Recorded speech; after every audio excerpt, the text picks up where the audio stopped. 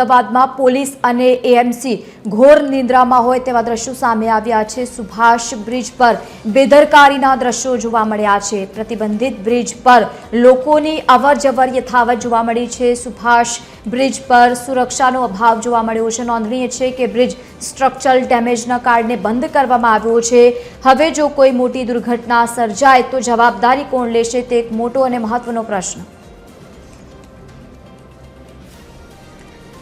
વધુ માહિતી સાથે સંવાદદાતા અભિષેક વાઘેલા લાઈવ જોડાયા છે। અભિષેક, એક તરફ બ્રિજને બંધ કરવા માટેની કામગીરી કરાય અને બીજી તરફ લોકો અવરજવર કરતા દેખાઈ રહ્યા છે, શું કરી રહ્યું છે પોલીસ તંત્ર અને સાથે જ કોઈપણ પ્રકારની કાર્યવાહી કેમ ન જોવા મળી?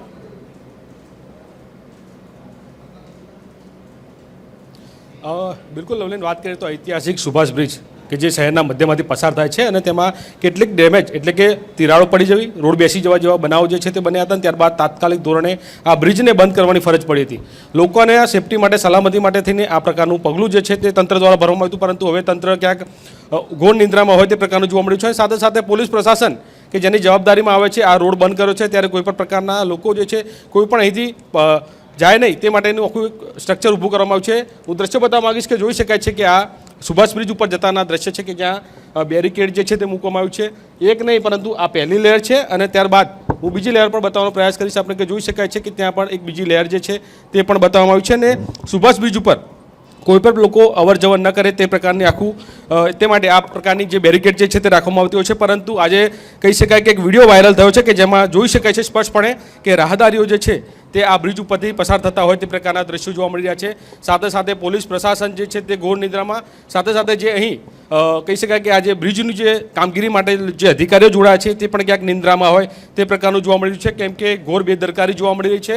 આ બ્રિજ ઉપર આજે કહી શકાય કે એક વિડીયો વાયરલ થયો છે ને જેમાં સ્પષ્ટપણે જોઈ શકાય છે કે રાહદારીઓ જે છે તે ચાલતા નજરે પડતા હોય તે પ્રકારનું જોવા મળ્યું છે। અને સૌથી મહત્વનું તેના કરતાં પણ વિશેષ એ છે કે જ્યાં આ પ્રકારની તિરાડ પડી છે તે તિરાડની ઉપર જે બ્રિજના એક્સપર્ટ હોય છે તે લોકો દ્વારા એક માર્કિંગ કરવામાં આવ્યું છે। ત્યાં મેઝરમેન્ટ દ્વારા કેટલા પ્રકારની આખી આ જે તિરાડ જે છે તે તેનું આખું એક સ્ટ્રક્ચર જે છે ત્યાં ઊભું કર્યું હતું, ત્યાં બનાવવામાં આવ્યું હતું ને ત્યાં જ કહી શકાય કે આ પ્રકારે લોકો જે છે તેની પર ચાલતા હોય તે પ્રકારનું જોવા મળ્યું છે। સૌથી મોટી આ બેદરકારી જે છે તે તંત્રની જોવા મળી રહી છે। અમદાવાદ મ્યુનિસિપલ કોર્પોરેશનના જે તે અધિકારી જેને અહીં ફરજ માટે રાખવામાં આવે છે તે લોકોની ઘોર બેદરકારી જોવા મળી રહી છે। અને સાથે સાથે પોલીસ પ્રશાસન જે છે તે પણ ક્યાંક નિષ્ક્રિય હોય તે પ્રકારનું જોવા મળ્યું છે, કેમ કે આજે કહી શકાય કે જ્યારથી આ બ્રિજ બંધ કર્યો છે ત્યારથી રાત્રિના સમયે વહેલી સવારે પોલીસ જે છે તે પોતાની ફરજ ચૂકતી હોય તે પ્રકારનું જોવા મળ્યું છે। પોલીસના નામે અહીં કહી શકાય કે હાજરીમાં ફક્ત અને ફક્ત 0 હોય તે પ્રકારનું જોવા મળ્યું છે। અત્યારે પણ આપ દ્રશ્યમાં જોઈ રહ્યા છો કે આ પોલીસ પ્રશાસન જે છે તે ઊભું છે, પરંતુ વહેલી સવારે જ્યારે આપણે અહીંયા આવવાની વાત કરીએ ત્યારે અહીં કોઈ પણ પ્રકારનું ના એએમસીના માણસો હોય છે કે ના પોલીસ તંત્રના માણસો હોય છે, એટલે કે આખી મોટી ઘોર બેદરકારી જે છે તે અહીં પ્રશાસનની જોવા મળી રહી છે। અને ખાસ કરીને વાત કરીએ ત્યારે જો આની અંદર કોઈક મોટી જાનહાનિ થાય કે કંઈક એવો બનાવ બની જાય તો જવાબદાર કોણ, હવે તેના પર પણ સવાલ થઈ રહ્યો છે, કેમ કે બંને જગ્યાએ એટલે કહી શકાય એએમસીના અધિકારીઓ અને પોલીસ તંત્ર જે છે તે ઘોર નિદ્રામાં હોય તે પ્રકારનું તે હાલ જોવા મળ્યું છે। અને આટલી મોટી બેદરકારી, કેમ કે આ બ્રિજ જે છે તે ચાલવા લાયક પણ નથી એ પ્રકારનું કહી શકાય કે જે પ્રકારે બેરિકેડ માર્યા છે, બે જેટલા આખા લોખંડના જે છે તે બેરિકેડ મારવામાં આવે છે ને તેમ છતાં પણ જો લોકો અંદર પહોંચી જતા હોય તો આ કેટલી મોટી બેદરકારી જે છે તે જોવા મળી રહી છે।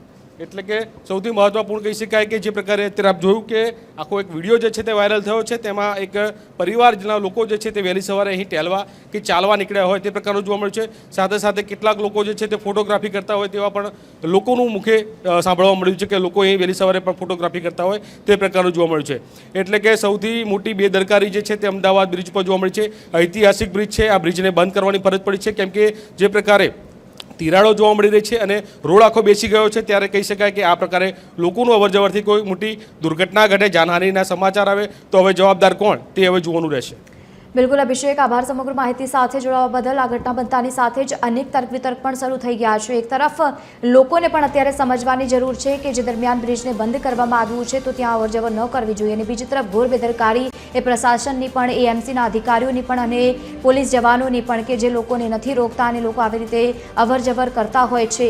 બ્રિજમાં સંપૂર્ણપણેના જે દ્રશ્યો સામે આવ્યા છે ખૂબ જ ચોંકાવનારા છે। અને બીજી તરફ બ્રિજને જ્યારે બંધ કરવા માટેની કામગીરી ચાલી રહી હોય એવા સમયે જ્યારે જાહેરનામું બહાર પાડવામાં આવ્યું હોય કે બ્રિજ બંધ છે ત્યાં અવરજવર ન કરવું, અને એવા સમયમાં પણ લોકો અવરજવર કરતા હોય તેવો વિડીયો સોશિયલ મીડિયા પર વાયરલ થયો છે।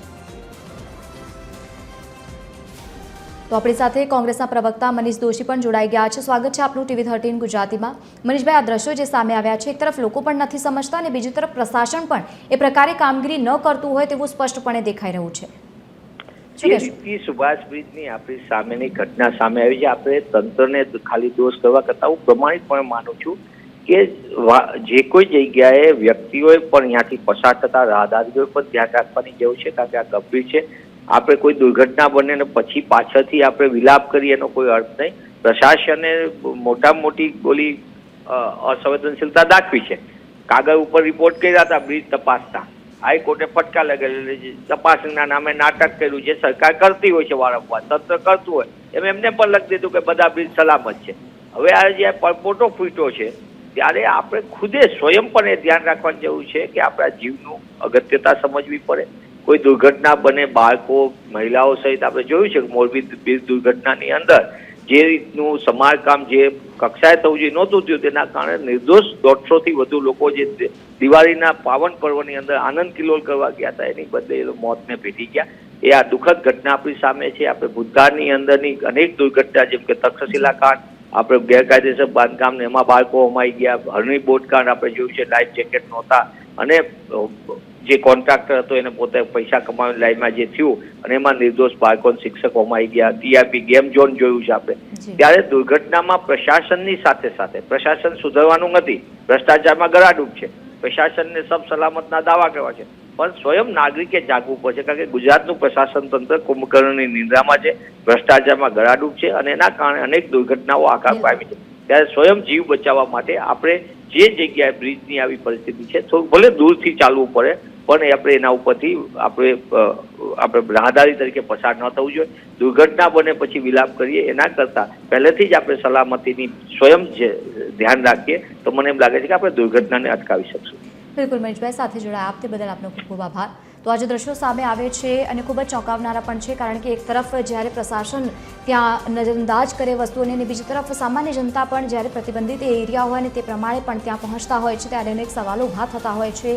આ વિડીયો સામે આવ્યા બાદ સોશિયલ મીડિયા પર વાયરલ થતાની સાથે જ અનેક સવાલો પણ ઊભા કરે છે કે જો બીજી તરફ પોલીસ પ્રશાસન અને AMC ઘોર નિદ્રામાં હોય ત્યારે સામાન્ય જનતાને પણ પોતે જાગવાની જરૂર છે કે જ્યાં કામગીરી ચાલી રહી હોય એ એરિયામાં ન જવા માટેની સૂચના આપવામાં આવી હોય અને તેમ છતાં લોકો ત્યાં પહોંચી રહ્યા છે.